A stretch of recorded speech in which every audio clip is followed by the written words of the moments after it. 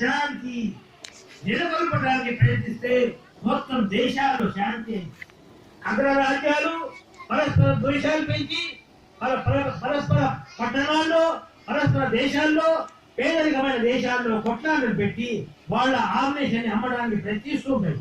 వాళ్ళ సులాభం గురించి శాంతియుతంగా ఉండే రాజ్యాల్లో కల్పితాలు పుట్టించి వాళ్ళు గొడవలు వేస్తుంటారు. కాబట్టి ధర్మం తెలుసుకుని ఉంటే మానవ జాతి అంతా ఒక కుటుంబ సభ్యులే. ప్రాంతీయ తత్వం లేకుండా మనం ఆలోచిస్తే మనకు అర్థమైంది వాస్తవానికి మొత్తం మానవులు ఆగం సంతతి. వేదాల్లో ఇదే చెప్పబడింది, బైబిల్లో ఇదే చెప్పబడింది, పురాణంలో ఇదే చెప్పబడింది, ప్రాచీన గ్రంథాల్లో ఇదే చెప్పబడింది. మానవ జాతి అంతా ఒక కుటుంబ సభ్యులే.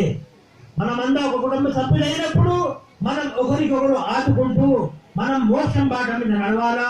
చివరి శిల్పశైలి ఖురాన్ పంపబడిందో అది చదువుతూ మేలు చేయాలి.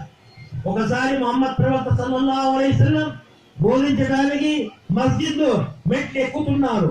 మొట్టమొదటి మెట్టు మీద ఎక్కగానే ఆమీన్ అన్నారు. రెండవ మెట్టు మీద అడుగు పెట్టగానే ఆమీన్